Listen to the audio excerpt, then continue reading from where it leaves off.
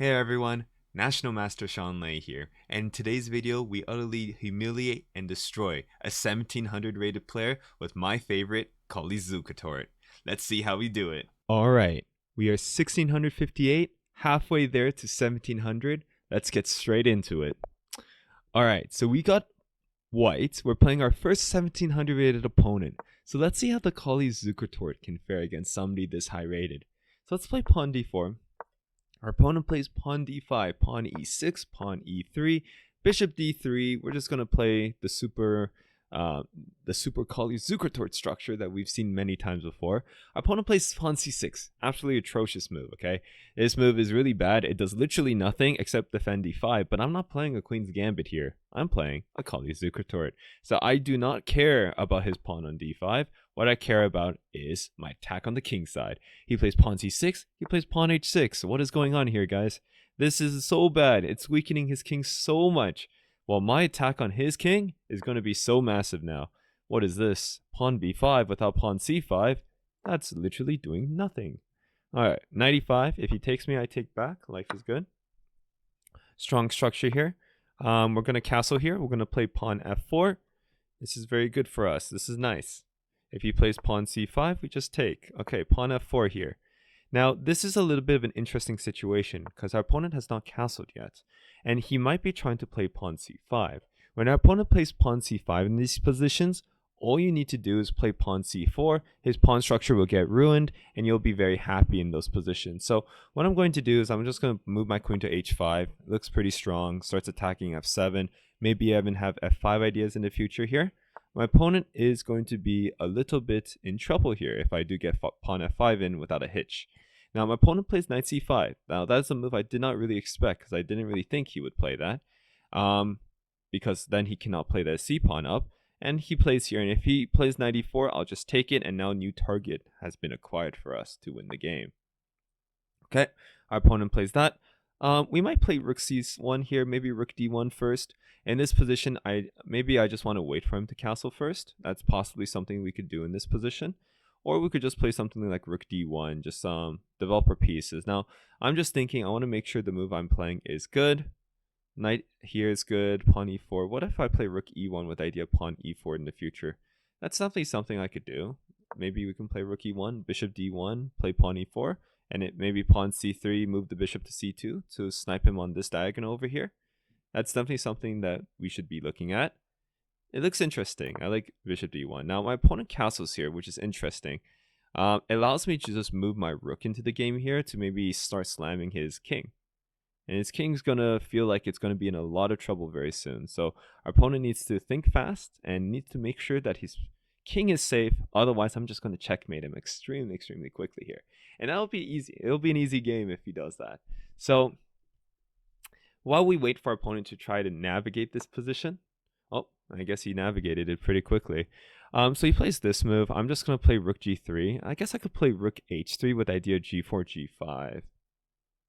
Actually, I like this idea. I like rook h3, just hitting h6.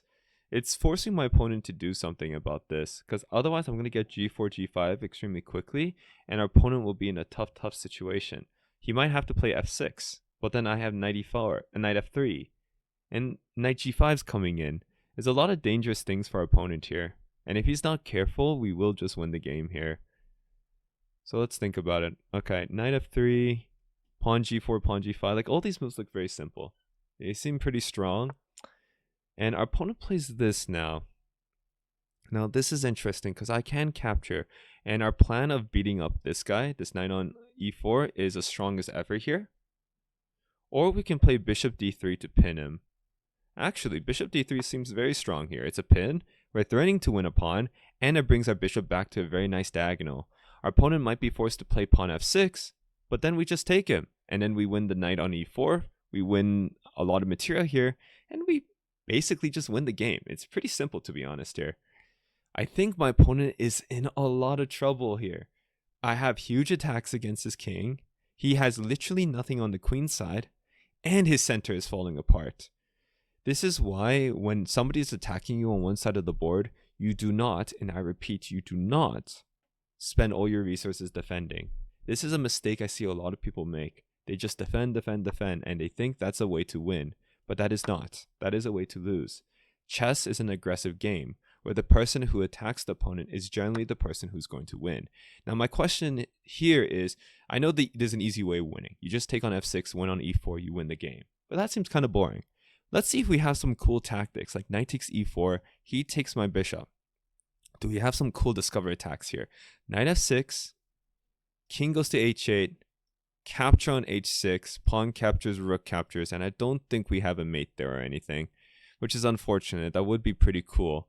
I have been missing a lot of tactics in our recent games, so I want to make sure I don't miss the tactic here. Now, what if I take here? He takes on b2. I play like knight f6 check. He moves king h8, and I play queen to g6, threatening mate in 1. Oh, that looks quite fascinating. And the idea is pawn cannot capture with the queen defending here, because rook takes h6 should be winning there. Bishop cannot take because that's mate. That looks strong, and it looks pretty good. So let's play it. If he takes our bishop on b2, so annoying. So boring, to be honest, our opponent here. So we don't get the exciting stuff there, but in this position, we have a huge attack, and well, we're just completely winning here. So in this position, we could take him, and that leads to an easy win. Or we could keep the pieces on the board, and I personally prefer keeping as many pieces on the board when it comes to attacking your opponent, so that's what I think I'm going to do here. I think bishop a3 is strong, it cuts down this rook, maybe I can play queen g6 afterwards. Looks pretty good, so I'm going to play it. And if he plays pawn c5, I will just capture him.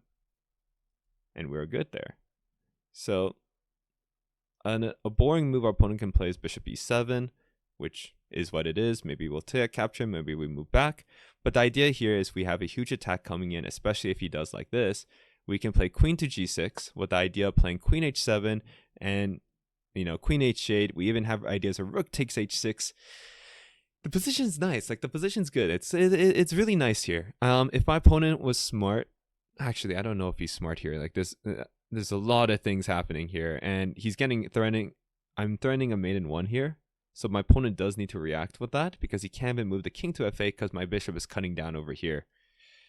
So really, what does our opponent do here? It's tough. It's so strong for us, these attacks. Like this, it seems like the 1700 really had no chance to begin with. First of all, because he wasted a lot of time, and not only that, not only due to the fact that he wasted a lot of time, but because our attack just, once it started and never ended. And now, guys, in this position, we have a mate in 2. Can you guys help us find the mate in 2? Not the hardest puzzle in the world, but, it is what it is. So take a second, pause your videos, and before I spoil it in 3 seconds, and type it in the chat, okay? Type it in the comments below.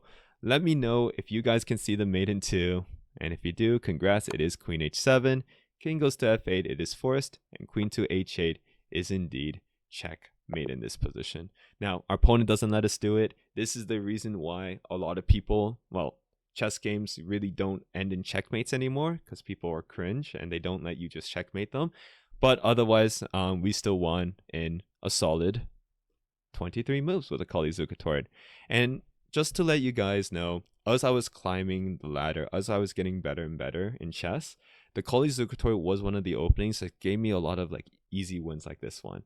You learn the formula, you learn the setup, you go for the setup, go for the attack. A lot of the times your opponents won't know what to do even if they're 2000 plus. Alright, let's take a look at a game review now. In this position, as you guys know, the Colle Zukertort is technically an equal position if black plays properly. But as you guys know, black never plays properly in these games, and so you guys can see in these positions, white is slightly better after all these moves. Now, it prefers queen g4, and while queen g4 is a good move because it stops him from moving the bishop out, I really wanted my opponent to castle kingside, so I decided to play queen h5. Now, it says pawn c4 was better, which makes sense. As I mentioned earlier, I was waiting for him to play pawn c5 before playing pawn c4, but pawn c4 is still good in these positions, but it doesn't have to do with our plan in the Colle, which is why I did not do it. Here, bishop e2 makes sense. We play rook e1. It prefers rook c1. I mean, we did talk about that earlier, but I like this idea with the idea like pawn e4 in the future. The opponent castles, which is not correct. Now, I think I see the reason why. Now, queen a5 wins a pawn here, which would be pretty annoying for us in this position. But after castling, as you guys can see, we're completely winning. It's plus 1.2. We play rook f3, bring in the rook. It prefers you to bring the pawn out to g4, g5. It's a lot more dangerous to open up the files, but I decided to just move the rook. Rook to h3 is very strong. We're threatening to, to win the pawn on h6 in the future with moves like g4, g5. My opponent plays knight e4, which is completely losing, as you guys saw, because bishop d3, a great move by chess.com. So he plays pawn f5, and we capture. En passant is a thing. Contrary to popular belief, a lot of people think en passant is forced. It is not. So capture, knight takes e4 is best. It's a very cool idea. Let me show you guys what I'd planned, by the way. I'd planned something like this, and in this position, knight f6 check, king h8, queen to g6, threatening mate in 1. And while this knight can be taken in 20,000 different ways, the computer even says this is a brilliant move in this position, there's no way that our opponent can play here to stop the mate. This is probably the best way he can try, but then rook takes h6, queen to h7, this is mate. So, a very cool idea here in this position. So, in this position, our opponent had a little bit of brain cells here, so he decided to capture us. We captured back, king to g8, bishop a3. Now it says bishop a3 is a miss. It prefers queen to a5. Wait, what? No, it prefers queen to g6 right away. Now, this was interesting. I was thinking about this, but I was calculating a line like this, and I didn't really see the mate. But the idea is you play rook takes h6, and you go for the common decoy tactic here, where if your opponent plays queen f7, trying to trade off the pieces, you now have, well, queen h7 mate first of all, but you have this cool idea. It's the idea here, why this is completely winning. But regardless, even without tactics, as you guys saw, it didn't really matter, because in this position, instead of that, after king to g8, we played bishop a3, he plays rook f7, and then we play queen g6, and the mate is inevitable once again. Bishop to e7, queen to h7, king to f8, and then, well, that would be a mate on h8. Pretty clean win. Let me know in the comments below if you enjoyed this Colle Zukertort game, and if you would love to see more of this in the future. Let me know in the comment section below, leave a like, perhaps subscribe, and I'll see you guys in the next video.